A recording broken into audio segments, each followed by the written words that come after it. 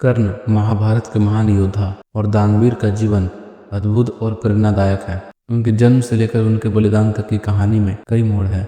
आज हम आपको कर्ण के जन्म की ऐसी गाथा सुनाएंगे जिसे सुनकर आप उनकी महानता को महसूस करेंगे। तो चलिए कहानी की शुरुआत करते हैं। कहानी में हमारे साथ अंत तक बने रहें। अगर आप लोगों को कहानी अच्छी लगे तो हमारे वीडियो को लाइक और हमारे चैनल को सब्सक्राइब जरूर कर दें। तो चलिए कहानी की शुरुआत करते हैं। यह कहानी तब की है जब पृथ्वी पर अत्याचार बढ़ रहे थे और धर्म का पतन हो रहा था। ऐसे में देवताओं और ऋषियों ने यह निश्चय किया कि धर्म की पुनर्स्थापना के लिए महान आत्माओं का जन्म होगा। राजकुमारी कुंती राजा कुंती भोज की दत्तक पुत्री सौंदर्य और गुणों की धनी थी।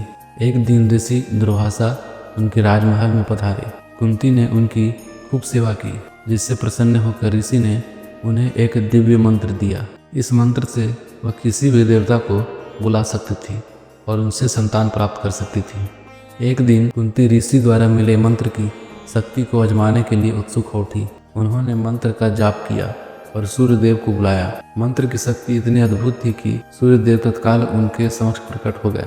कुंती के सौंदर्य और सरलता से प्रभावित होकर सूर्यदेव ने उन्हें एक तेजस्वी पुत्र का वरदान दिया। कुछ समय बाद कुंती ने एक बालक को जन्म दिया। यह बालक अद्वितीय था। उसके कानों में स्वर्ण कुंडल और शरीर पर कवच जन्म से ही थे। यह कवच कुंडल उसे अमरता और अपराजय प्रदान करते थे। लेकिन कुंती अब विवाहित थी। समाज की रीति नीति के कारण वह इस बालक को अपनाने में असमर्थ थी।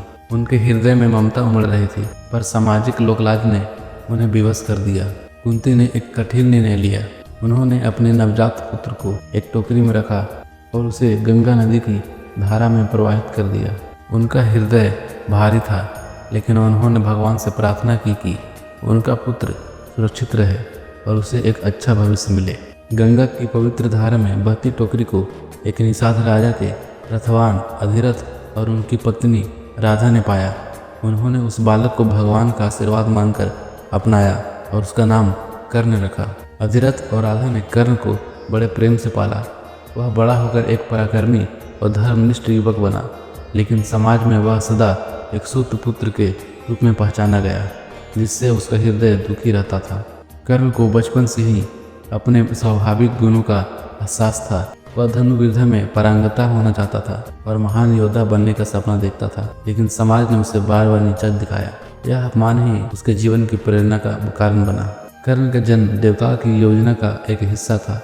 वह सूर्य के तेज और कुंती की ममता का प्रतिरूप था।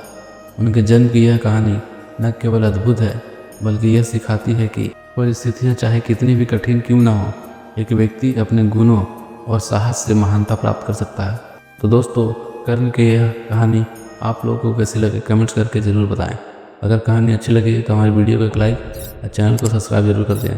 तब तक के लिए जय हिंद, जय भारत। मिलते हैं किसी नई वीडियो के साथ।